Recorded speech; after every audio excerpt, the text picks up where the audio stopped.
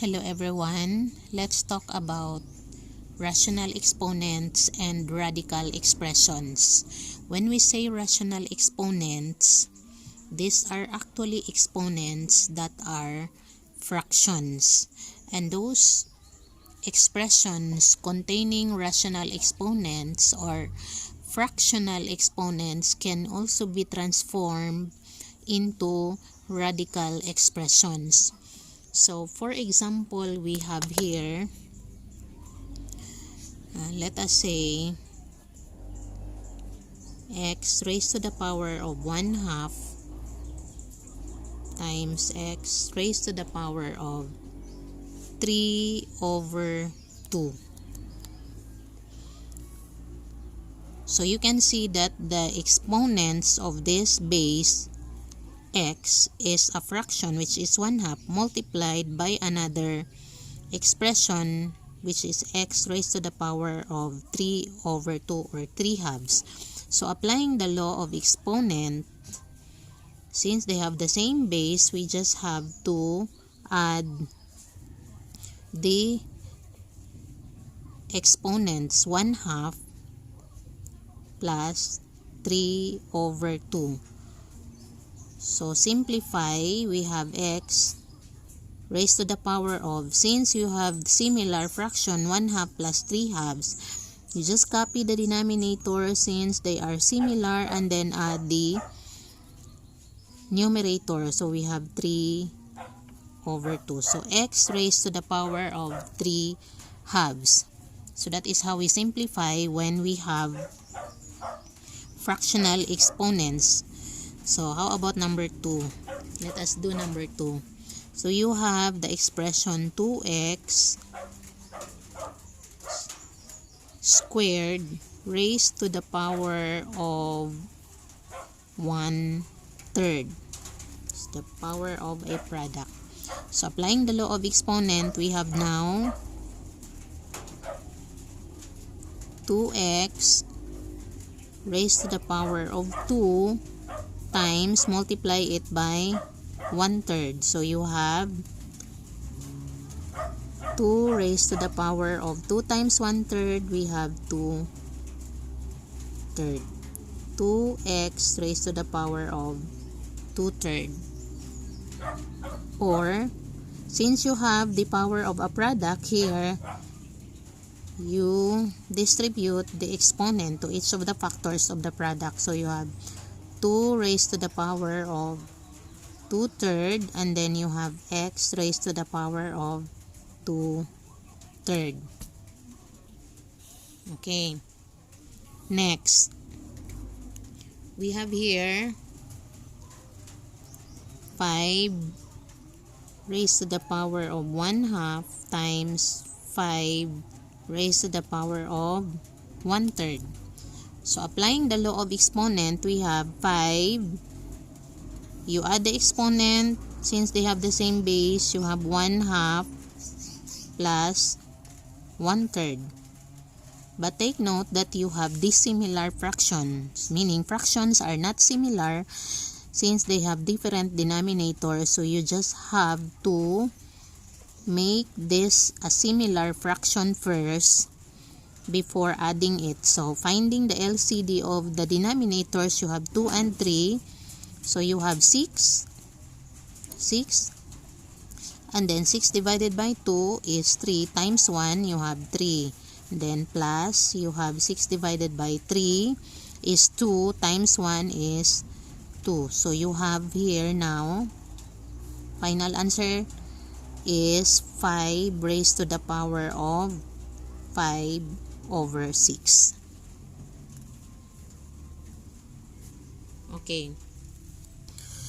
So notice that our examples here contains a fractional exponents or rational exponents.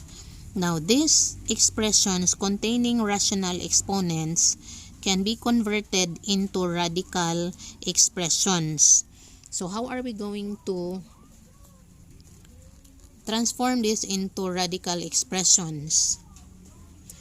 Because this one this x raised to the power of 3 halves, 2x raised to the power of 2/3, and 5 raised to the power of 5/6 are what we called exponential form. So that is an exponential form.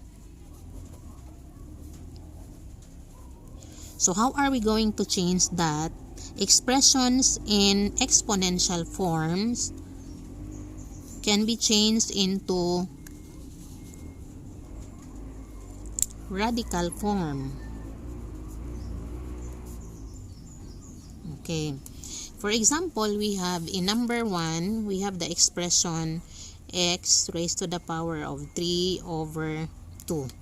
That is from exponential form to radical form. So how are we going to do that? In our exponential form, our x here is what we call the base. And this is what we call our exponent. In radical form, we can transform this as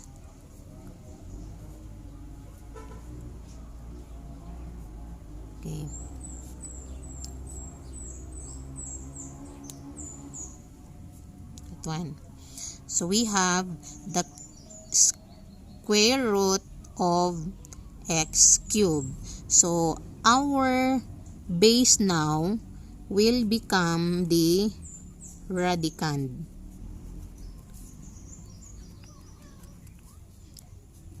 And this is now our radical symbol. Our base is inside the radical, so it becomes the radicand. And this one is the exponent of our base. Exponent of our base.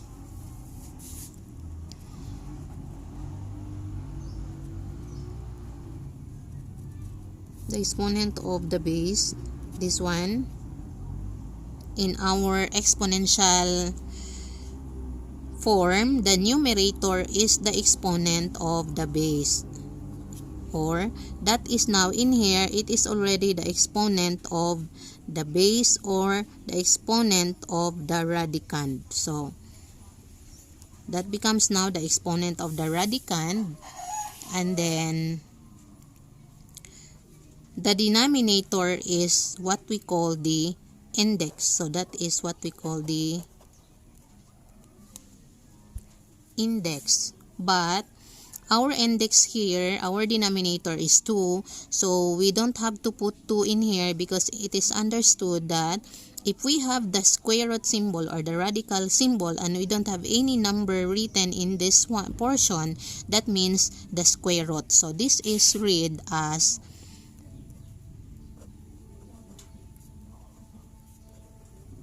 the square root of x cubed. So that's how we read this expression in radical form.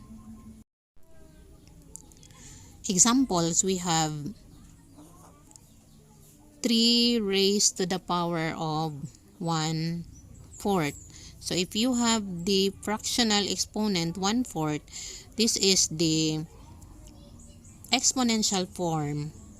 We change that into radical form. It becomes, this is your, the exponent of your radicand, which is 3. That becomes now 3 raised to the power of 1, or it is understood that it has a power of 1, so we will not write 1 anymore. And then 4 here is the index. So since that is not 2, we have to write the index here. So that is read as the 4th root of 3. Okay, so that is how we read as the 4th root of 3. Okay, next example, we have 16 raised to the power of 3/2. So in radical expression, it becomes,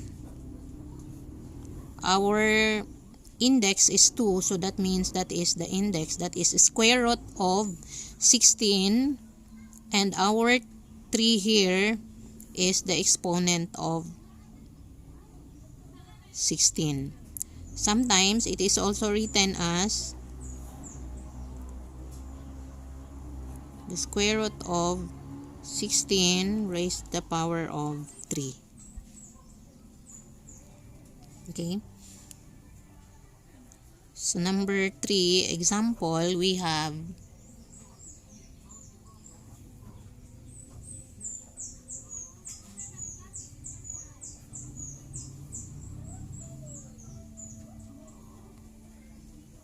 okay.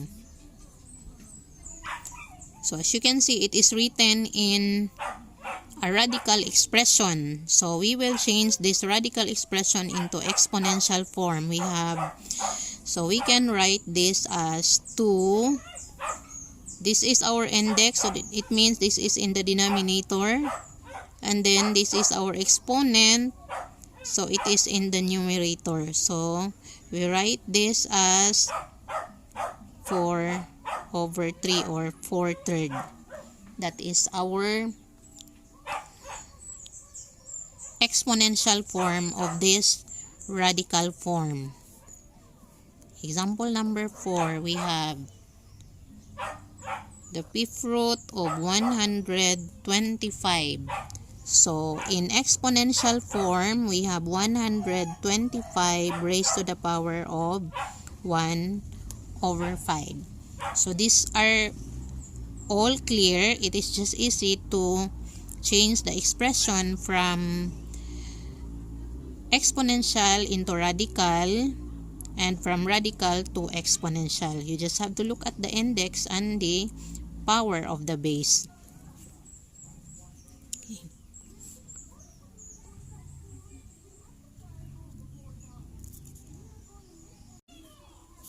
Now let's talk about the laws of radical. So if we have the laws of exponent, we also have the laws of radicals. Okay. The first one is we have this. The nth root of a raised to the power of n is equal to, so from the radical expression, we change it into an exponential expression again. So we have a raised to the power of n, and then we have our index, which is n, and our power, which is also n. So that means that a is equal to n divided by n is just 1, so it's just equal to a. So for example, if you have this expression 3 to the 4th power, so you have the 4th root, you read this as the 4th root of 3 to the 4th power. So they have the same power, they have the same index, just like this one, so it's just equal to 3. So that is how we easily get the answer. You just look at the power and the index. So if they have the same index, so your answer is just the radicand itself or the base when we have the exponential form. Next, we have the square root of a, or the nth root of a, times the nth root of b. Let us change that into exponential form. Observe that they have the same index, so you can write it as, okay, first we write it in exponential form. You have 1 over n, and then the other one you can also write as b raised to the power of 1 over n. And since they have the same power and the same index, we can also write it as 1. So AB raised to the power of 1 over n. And in radical expression again, we can write it as the product of AB, the nth root of the product of AB. So for example, we have here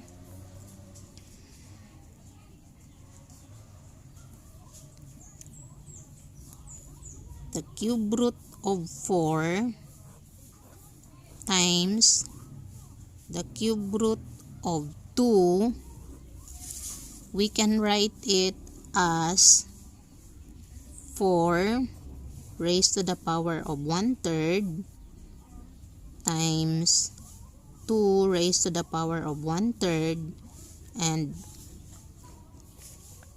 since they have this one, they have the same index and then they have the same power, we can multiply 4 times 2, that is 8 raised to the power of 1/3, and transform it again into radical expression. It becomes the cube root of 8.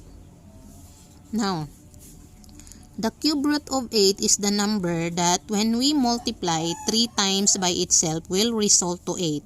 And the number that we have for that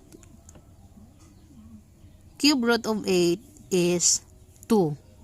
Since if you are going to multiply, so if you have 2 raised to the power of 3, that is equivalent to 8. So 2 times 2 times 2 is 8. Therefore, the cube root of 8 is 2. Okay. Next example. We have square root of A over square root of B, or say the nth root of A or nth root of B. So we have here in exponential form, we have A raised to the power of 1 over n, and then we have B raised to the power of 1 over n. That is just equal to, since they have the same index, so we have A over B times 1 raised to the power of 1 over n. And in radical expression again, we have A over B raised to the power cube root of A over B, the nth root of A over B. Example.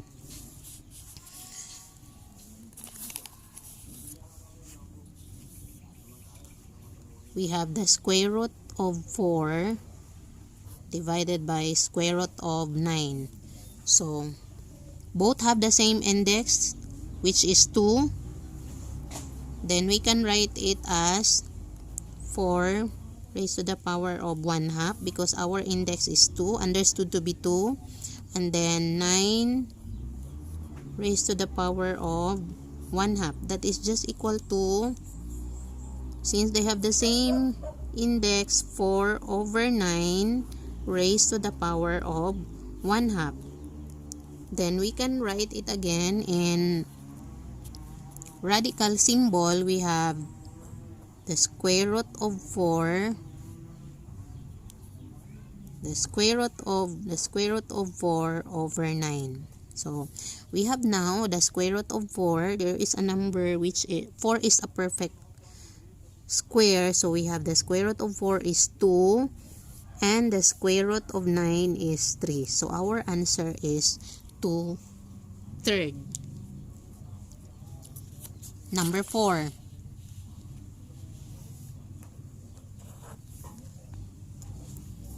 We have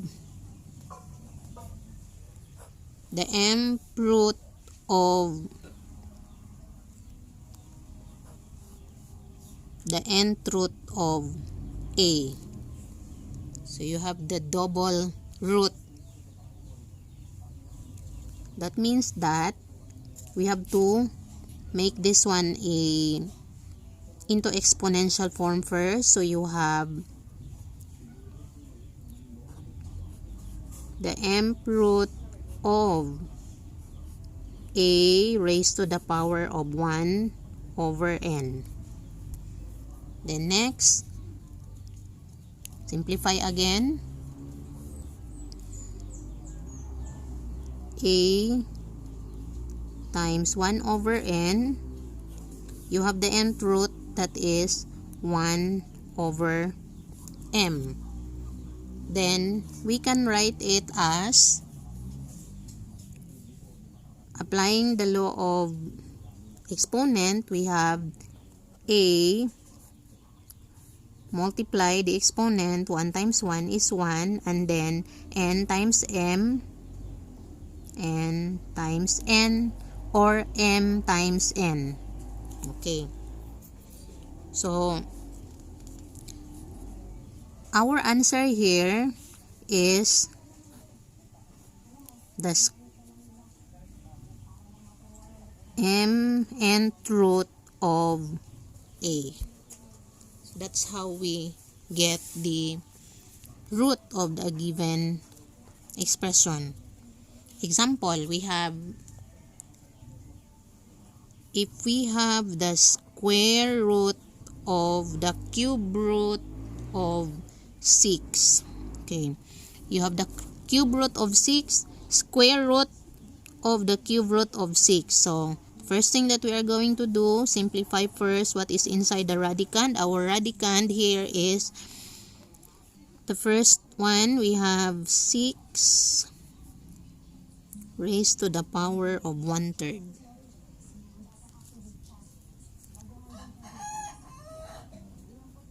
Okay, that's it. Then second step, we have to make this into rational exponent again. 6 raised to the power of 1/3 times, in exponential form, you have 1/2, which is this radical symbol. So we have now 6 raised to the power of, multiply the exponent, 1/2 times 1/3. 1 times 1 is 1, and 3 times 2 is 6. 6 raised to the power of 1 over 6. Or in symbol again, radical expression again, we have the 6th root of 6. So 6 is not a perfect 6th root, so therefore we just write it that way. But if a number has a perfect nth root, then you can write the correct answer. But let it be this way, since it is not a perfect 6th root of 6.